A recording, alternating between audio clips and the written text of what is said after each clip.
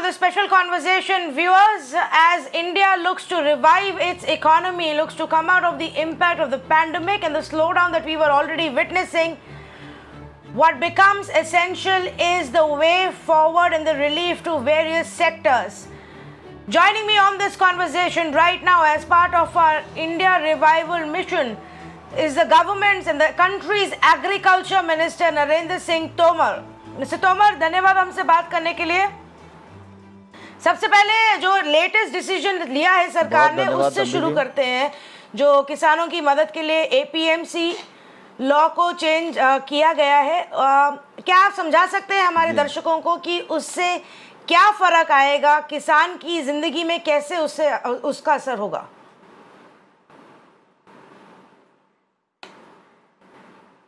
जी बहुत धन्यवाद।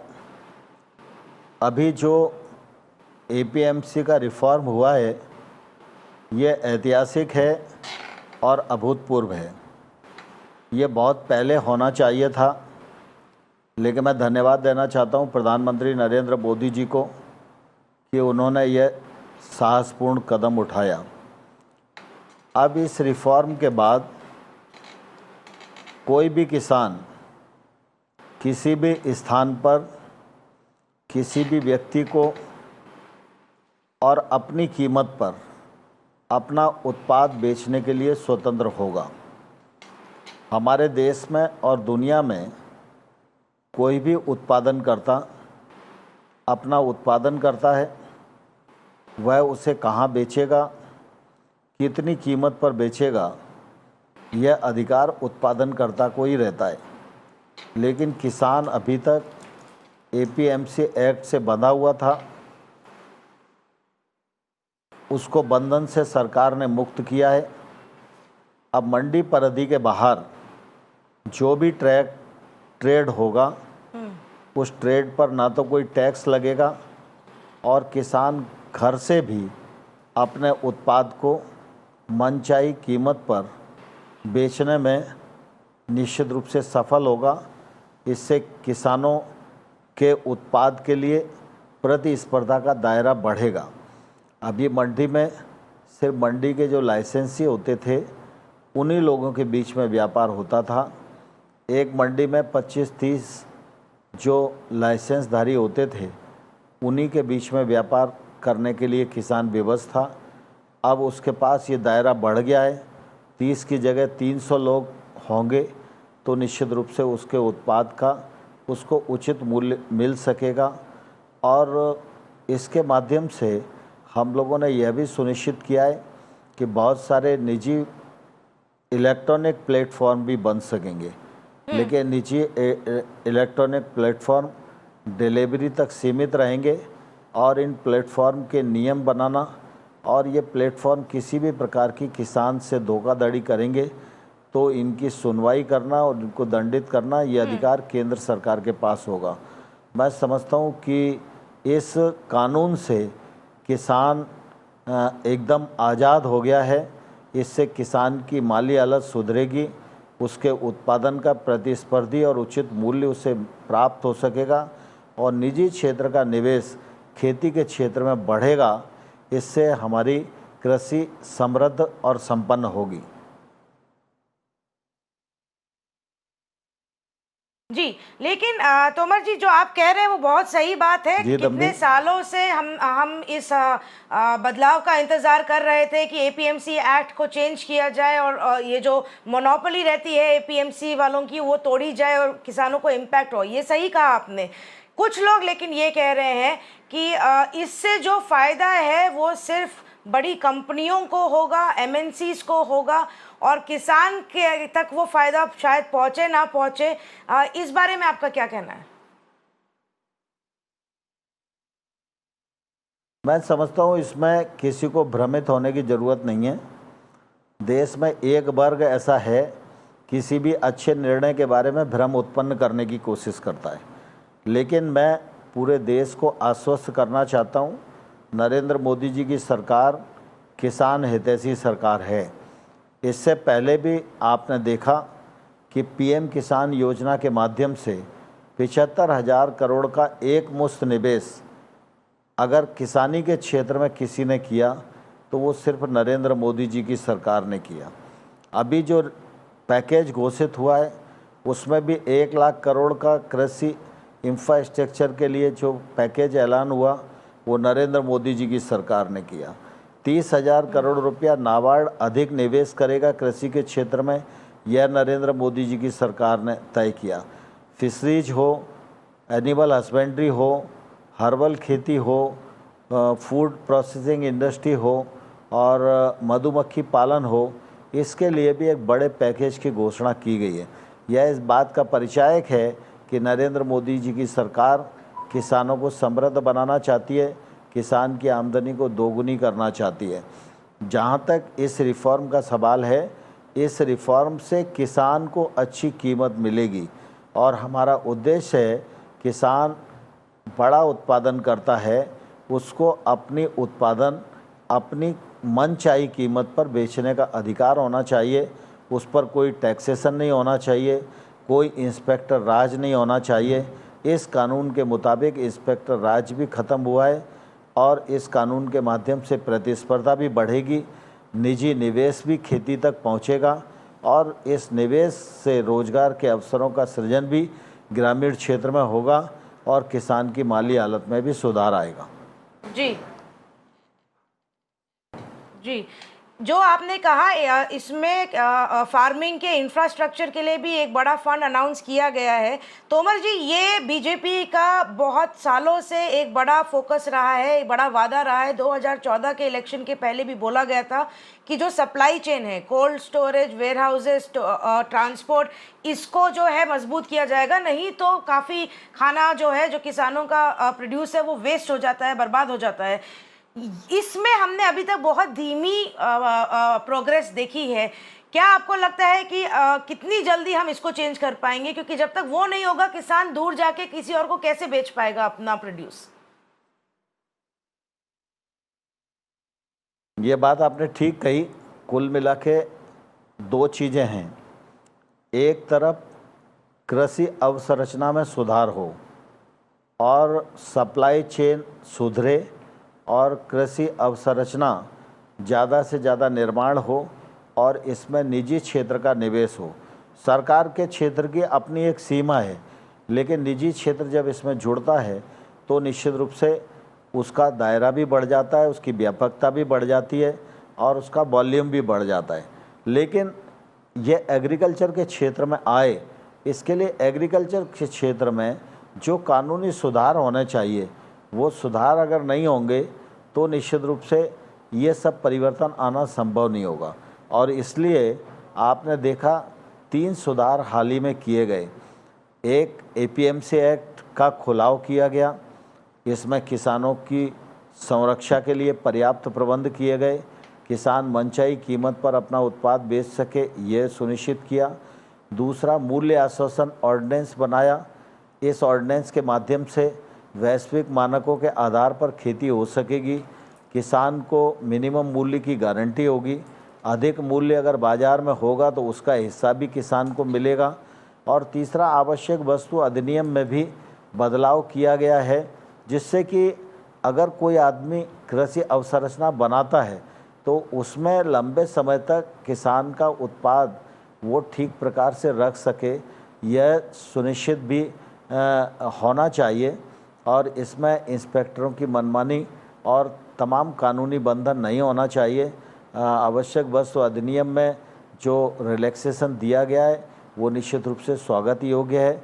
यह इंफ्रास्ट्रक्चर को भी बढ़ावा देगा और भ्रष्टाचार पर भी अंकुश लगाएगा और इस कानून का उपयोग सिर्फ आपदा और आपातकाल जैसी परिस्थितियां होंगी तभी हो सकेगा। और इसी के साथ जो पैकेज की घोषणा हुई है, इस पैकेज में निजी क्षेत्र के लोग आकर निवेश करेंगे, सरकार की उनको सहायता मिलेगी, तो ये जो कृषि अवसंरचना है ये ठेठ गांव तक पहुंचेगी और जब गांव तक पहुंचेगी तो ही इसका फ़ायदा किसान को मिलेगा। और इस दिशा में भारत सरकार बहुत तेज़ी के साथ राज्यों के साथ मिलकर काम कर रही है। जी, ठीक है। दूसरा जो एक बड़ा इशू है आज और चैलेंज आगे जाके आपके लिए बन सकता है, वो है जो माइग्रेंट्स का जो ये एक्सोडस हुआ है, जो अपने राज्य वापस चले गए हैं। इसका दो फोल्ड इम्पैक्ट हो जाता है तोमर जी। एक ये कि जहां वो थे, जहां पंजाब जैसे राज्यों में जहां वो खेतों में और खेतीबाड़ी में मदद कर रहे थे, अब वहां के किसानों को थोड़ी प्रॉब्लम हो सकती है क्योंकि ये घर जा चुके हैं। दूसरा ये कि ये जो लाखों लोग अपने गांव उत्तर प्रदेश, बिहार, झारखंड, छत्तीसगढ़ पहुंच गए हैं, इनको क्या काम दिया जाए। अब बोला तो है कि मनरेगा के अंडर बढ़ाया जाएगा जो मिनिमम वेज है, पर क्या आपको नहीं लगता कि वो भी काफ़ी कम है? कुछ 200 रुपये पर डे के काम के लिए मिले, रोज़ तो काम मिले भी नहीं, तो उससे शायद प्रॉब्लम सॉल्व नहीं हो पाएगी। देखिए, दरअसल जो मज़दूर भाई घर वापस लौटे हैं, उन मज़दूरों में स्किल्ड भी हैं, अनस्किल्ड भी हैं, और वो मज़दूर भी हैं जो खेती के क्षेत्र में काम करते हैं। इसलिए सरकार ने इसको संज्ञान लिया है और ग्रामीण क्षेत्र में जितनी भी इंडस्ट्री थी उसको चालू कर दिया है। एमएसएमई को प्रोत्साहित करने के लिए पैकेज की घोषणा की गई है जो सबसे ज़्यादा रोजगार के अवसर का सृजन करती है। दूसरी ओर गांव में चलने वाली योजनाएं, चाहे प्रधानमंत्री ग्रामीण आवास योजना हो, प्रधानमंत्री ग्रामीण सड़क योजना हो, मनरेगा हो, इन सबको चालू कर दिया गया है। मनरेगा में 61,000 करोड़ का बजट इस बार प्रावधान था, इसमें 40,000 करोड़ और जोड़ने का काम केंद्र सरकार ने किया है। अब मनरेगा एक अकेली योजना है जिसमें 1,01,500 करोड़ रुपया इस साल में खर्च होएगा, और मुझे ये कहते हुए संतोष है कि बड़ी मात्रा में मनरेगा रोजगार के अवसर सृजित कर रहा है। पिछले मई माह को अगर हम 20 के मई से तुलना करके देखेंगे तो इस बार 40% मजदूर अधिक काम कर रहे हैं। इस बार 1 अप्रैल को हमने वेज रिवीजन भी किया है और 33,000 करोड़ रुपए की स्वीकृति हम लोगों ने राज्यों को दे दी है। 29,000 करोड़ रुपया हमने राज्यों को रिलीज कर दिया है। मनरेगा के माध्यम से जल संरचनाएँ सृजित हों, ऐसा निर्देश राज्य सरकारों को दिया गया है। राज्य सरकारें भी बढ़ चढ़ कर मनरेगा के माध्यम से मांग जैसी जैसी आ रही है वैसा रोजगार उपलब्ध कराने का काम कर रही हैं। अभी तक 37 करोड़ मानव दिवस सृजित किए जा चुके हैं। हमारा लक्ष्य इस बार 281 करोड़ मानव दिवस सृजित हों, इसको लेकर बजट बनाया था, लेकिन स्वाभाविक रूप से इस बार इसके और आगे जाएगा। इसके लिए 40,000 करोड़ रुपए का अतिरिक्त आवंटन भारत सरकार ने दिया है। गांव में रहने वाला कोई भी व्यक्ति मनरेगा में अगर मांग रोजगार की करेगा तो सरकार उसको रोजगार उपलब्ध कराने के लिए पूरी तरह तैयार है। जी, जो आपने ये एक आंकड़ा दिया और ये वित्त मंत्री ने भी पहले बोला था कि 40% ज़्यादा लोग अभी रजिस्टर कर रहे हैं मनरेगा के अंडर पिछले साल के मुताबिक। क्या ये तोमर जी एक चिंता का विषय नहीं है कि अब तो और लोग वापस पहुंच गए, वो सब नौकरी ढूंढेंगे, वो सब काम ढूंढेंगे हमारे रूरल एरियाज़ में, और उतनी ज़्यादा ये मांग बढ़ती चली जाएगी? क्या इस विषय में आपको थोड़ी चिंता है? मैं आशावान हूँ और मुझे लगता है धीरे धीरे अब लॉकडाउन खुल गया है, सारे कामकाज प्रारंभ हो गए हैं और सभी लोग अपनी अपनी योग्यता के अनुरूप काम तलाश रहे हैं। और जैसे स्थिति सामान्य होगी तो जो लोग आए हैं उनको अच्छी पगार जहाँ वो थे वहाँ मिल रही थी, वो उस दिशा में भी विचार करेंगे और उस दिशा में भी जाएंगे, और हमारे यहाँ भी रोजगार के जो अवसर उनको उपलब्ध हो सकते हैं उस दिशा में सरकार भी प्रयत्नशील है और मजदूर भी निश्चित रूप से उस दिशा में कोशिश कर रहा है, और इस स्थिति को सामान्य करने में अंततोगत्वा देश सफल होगा, ऐसी मुझे पूरी आशा है। जी, एक आखिरी जो एरिया है जिसमें मैं आपसे पूछना चाह रही थी वो रहा है कि ये जो टिड्डियों का अटैक हो रहा है, लोकस अटैक जो हो रहा है, और ये बाकी देशों में तो काफ़ी महीने से चल रहा है। हमने भी देखा था दिसंबर जनवरी में थोड़ा हुआ, अब वापस बढ़ गया है और एक्सपर्ट्स कह रहे हैं तोमर जी कि ये अक्टूबर तक चल सकता है। इससे बहुत बड़ा खतरा है हमारे देश के किसानों को। तो क्या तैयारी कर रही है सरकार की जो अगली फसल हो उसके पहले हम तैयार रहें इस मुसीबत से लड़ने के लिए?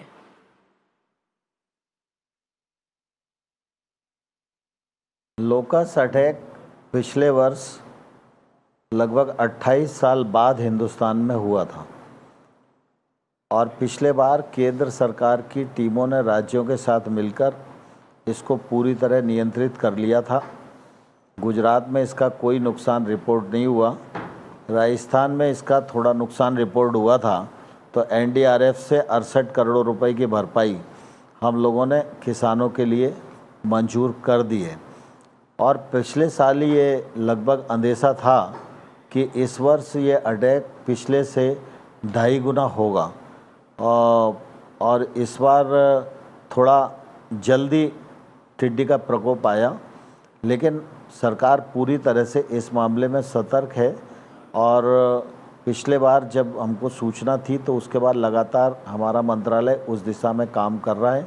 हमने इसके लिए मेन पावर भी बढ़ाई है और मशीन की पावर भी बढ़ाई है और इस परिस्थिति को देखते हुए 60 मशीनें स्प्रे की और 4 मशीनें जो हेलीकॉप्टर से स्प्रे कर सकती हैं, ऐसी मशीनों को हम लोगों ने क्रय करने की योजना बनाई थी और ब्रिटेन की एक कंपनी को ऑर्डर दिया था। लॉकडाउन के बाद डिलीवरी में थोड़ी देरी हुई है, लेकिन अभी तो लगभग टिड्डी के प्रकोप को नियंत्रण किया जा चुका है। थोड़ा बहुत अभी चल रहा है। ये टिड्डी अवयस्क है, इसलिए फसलों का कोई नुकसान अभी तक रिपोर्ट ज़रूर नहीं हुआ है, लेकिन सरकार पूरी तरह चौकस है। और अब जो हमारी मशीनों की डिलीवरी है वो 11 जून और 25 जून और 9 जुलाई तक लगभग ब्रिटेन से पूरी हो जाएगी। तो ये हमारी 60 मशीनों की ताकत और बढ़ेगी और जो लगभग अगस्त सितंबर में हमको हेलीकॉप्टर से स्प्रे करने की भी मशीनें उपलब्ध हो जाएंगी। हम उनका भी उपयोग करेंगे, लेकिन इससे पहले ड्रोन और हवाई जहाज का हम उपयोग कर सकें, इस दिशा में भारत सरकार ने कदम बढ़ाए हैं। हम राज्यों के साथ लगातार Maharashtra,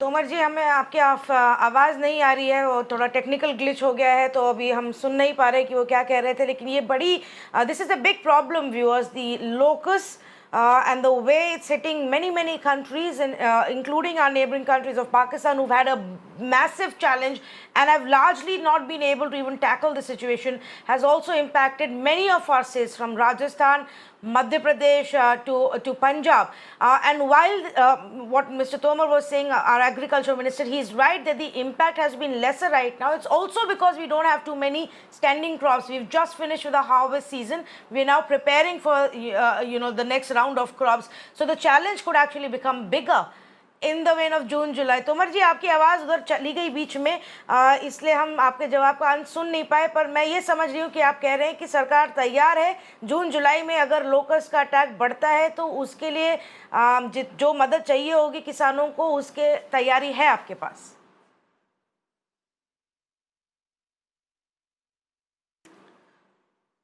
All right, we've lost that line unfortunately because of a bad line.